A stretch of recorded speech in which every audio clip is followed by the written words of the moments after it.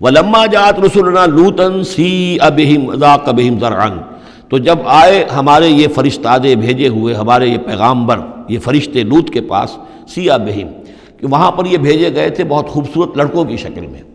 اور ان کے ہاں جو تھا معاملہ، آپ کو معلوم ہے کہ جو امرت پرستی ان کے ہاں تھی اور جو سوڈمی تھی، تو یہ لڑکے خوبصورت آ گئے تو اس قوم کے لیے، تو ان کے لیے جشن ہو گیا کہ ہمارے لیے شکار آ گئے ہیں بہت اچھے،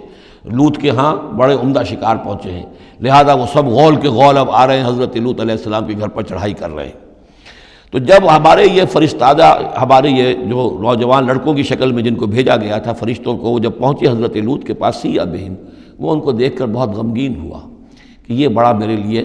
وَضَاقَ بِهِمْ ذَرْعًا، ان کا دل بڑا تنگ ہوا، وَقَالَ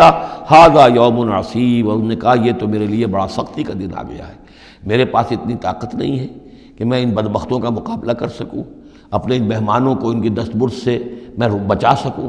اور وہ لوگ جو ہیں وہ جانتے تھے جس قسم کی خبیث ان کی تباہی ہو چکی تھی کہ وہ کسی اپیل اور کسی دلیل سے باز آنے والے نہیں ہیں، تو اس سے ان کے دل کے اندر جو ہے وہ ایک عجیب کیفیت پیدا ہوئی۔ سِیءَ بِهِمْ وَضَاقَ بِهِمْ ذَرْعًا وَقَالَ هَذَا يَوْمٌ عَصِیبٌ وَجَاءَهُ قَوْمُهُ يُهْرَعُونَ إِلَیْهِ، اور اب آئی اس کی قوم اس کے پاس والہانہ دوڑتی ہوئی، بڑے خوشی سے ناچتے ہوئے آ رہے ہیں کہ آج تو ہمارے لیے جو ہے وہ بہت ہی عمدہ شکار پہنچ گیا ہے۔ وَمِن قَبْلُ كَانُوا يَعْمَلُونَ السَّیِّئَاتِ، اور وہ پہلے ہی سے ان گندے کاموں کے اندر ملوث تھے۔ قَالَ يَا قَوْمِ هَؤُلَاءِ بَنَاتِي هُنَّ أَطْهَرُ لَكُمْ، حضرت لوط نے فرمایا کہ دیکھو میری قوم کے لوگوں، میری بیٹیاں موجود ہیں، وہ تمہارے لیے بہت پاکیزہ ہیں۔ اس کے دو معنی کیے گئے، ایک تو یہ کہ بیٹیوں سے مراد ہے کہ جو تمہاری بیویاں ہیں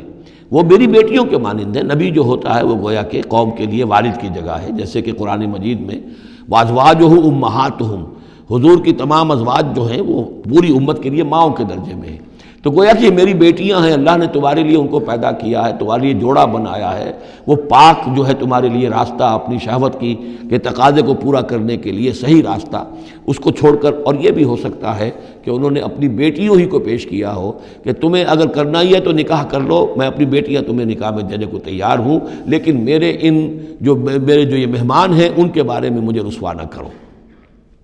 قال یا قوم هؤلاء بناتی ہن اطہر لکم فاتقوا اللہ ولا تخزون فی ضیفی، تو اللہ کا خوف کرو اور دیکھو مجھے میرے مہمانوں کے معاملے میں رسوا مت کرو۔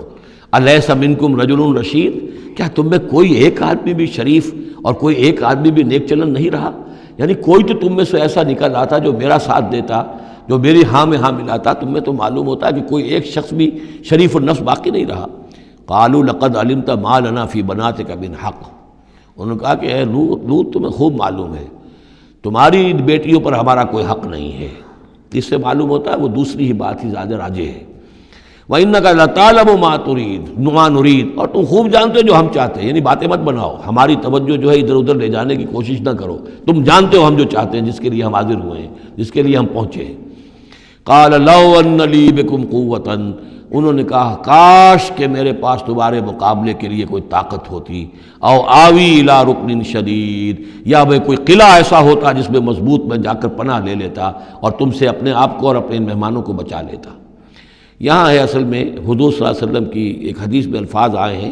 یرحم اللہ لوطا لقد کان یاوی الی رکن شدید، اللہ تعالیٰ رحم فرمائے لوط پر، وہ ایک مضبوط قلعے میں تھے، اللہ تعالیٰ کی حفاظت تو انہیں حاصل تھی، لیکن یہ کہ اس وقت جو صورت بن گئی تھی ان کے لیے، جیسے جب جادوگروں نے جو اپنے انچھر پھینکے تھے اور وہ بھی بن گئے تھے فرعون کے دربار میں، وہ بھی شکل اختیار کر لی تھی انہوں نے سانپوں کی، تو حضرت موسیٰ پر بھی وقتی طور پر خوف طاری ہو گیا تھا۔ تو بنائے طب بشری خوف کا ہو جانا یہ کوئی نبوت کی عصمت کے منافی نہیں ہے۔ تو یہاں پر بھی اللہ تعالیٰ کی حفاظت تھی، اور جیسا کہ آیا فرشتوں نے پھر ذرا سا ایک ہاتھ ہلایا اور سب کے سب اندھے ہو گئے، وہ اس طرح کا معاملہ تفاصیل تورات میں ہے۔ قال لو ان لی بکم، لیکن جو حسرت کی کیفیت تھی اور جس طرح ضیق میں ان کی جان اس وقت آئی تھی، اس کا تصور کیجئے، کاش کہ میرے پاس تمہارے مقابلے کے لیے طاقت ہوتی، او آوی الی رکن شدید، یا کوئی ایسا ہوتا مضبوط مستحکم قلعہ جس میں جا کر میں پناہ لے لیتا۔ قالوا یا لوط انا رسول ربک، ان فرشتوں نے کہا اے لوط گھبرائیں نہیں، ہم آپ کے رب کے پیغامبر ہیں، بھیجے ہوئے ہیں، لن یصلوا الیک، یہ آپ تک پہنچ ہی نہیں پائیں گے، آپ کو کوئی گردن نہیں پہنچا سکیں گے، آپ بالکل اطمینان رکھیں۔ فَأَسْرِ بِأَهْلِكَ بِقِطْعٍ مِّنَ اللَّيْلِ، اور بھی رات کا ایک حصہ جو باقی ہے اس میں آپ اپنے اہل کو لے کر اپنے گھر والوں کو لے کر نکل جائیے اس بستی سے۔ ولا یلتفت منکم احد، اور کوئی بھی آپ میں سے پیچھے نہ دیکھے، پیچھے توجہ نہ کرے، پیچھے کی طرف کوئی خیال نہ آئے کہ ہمارے دوست تھے اور ہمارے یہ تھے اور ہمارے عزیز تھے، الا امرأتک، اور آپ کی بیوی بھی ساتھ نہیں جائے گی، وہ بھی یہیں رہے گی۔ یہ دو بیویاں ہیں جلیل القدر پیغمبروں کی، جن کا ذکر پھر آئے گا بڑی وضاحت کے ساتھ سورہ تحریم میں۔ ایک حضرت نوح علیہ السلام کی بیوی اور ایک حضرت لوط کی بیوی، کہ یہ اگرچہ کہ کانتا تحت عبدین من عبادنا صالحین فخانتاہما فلم یغنیا عنہما من اللہ شیئا، اگرچہ وہ ہمارے دو بہت ہی نیک اور بہت ہی برگزیدہ بندوں کے تحت تھیں، ان کے گھروں میں آباد تھیں، لیکن یہ کہ انہوں نے خیانت کی، اور اس کے نتیجے میں یہ ہے کہ پھر وہ اللہ تعالیٰ کے عذاب سے ان کے شوہر انہیں بچا نہیں سکے۔ نہ حضرت نوح بچا سکے اپنی اس بیوی کو، اور نہ حضرت لوط بچا سکے اپنی اس بیوی کو۔ الا امرأتک، سوائے آپ کی بیوی کے، انہ مصیبھا ما اصابہم، اس کے اوپر تو وہی مصیبت آ کر رہنی ہے جو ان سب پر آنی ہے۔ ان موعدہم الصبح، اور دیکھیے ان کے وعدے کا وقت صبح کا ہے، صبح کو وہ عذاب آ جائے گا۔ الیس الصبح بقریب، کیا صبح قریب نہیں ہے؟ یعنی اب جلدی کیجئے، اب آپ فوری طور پر یہاں سے اپنی بچیوں کو لے کر نکل جائیے۔ فلما جاء امرنا جعلنا عالیہا سافلہا، جب ہمارا حکم آ پہنچا ہم نے اس کے اونچے کو نیچا کر دیا، یعنی کسی بستی کو تلپٹ کیا جائے تو چھت نیچے ہو جائے گی اور جو بنیادیں اوپر آ جائیں گی۔ عالیہا سافلہا، الٹ کر رکھ دیا بستیوں کو۔ وامطرنا علیہا حجارۃ من سجیل، اور مزید ان کے اوپر ہم نے بارش برسائی کنکروں کی، پتھروں کی، یعنی یہ کہ ایک طرف تو یہ کہ کچھ زلزلہ آیا یا کچھ اور زمین میں دھماکہ ہوا، ایکسپلوژن ہوا جس سے وہ بستیاں الٹ گئیں، اور اس کے بعد یہ ہے کہ آسمان سے پھر بارش ہوئی ہے ان پر سجیل۔ یہ سجیل اصل میں فارسی کا لفظ ہے سنگ گل، سنگ گل یعنی یہ کہ مٹی جو ہے اگر کسی صحرا کے اندر تھوڑی سی پھوار پڑے اور زیادہ تیز بارش نہ ہو تو وہ ہر قطرے کے ساتھ تھوڑی سی مٹی مل کر وہ ایک چھوٹا سا دانہ بنتا ہے،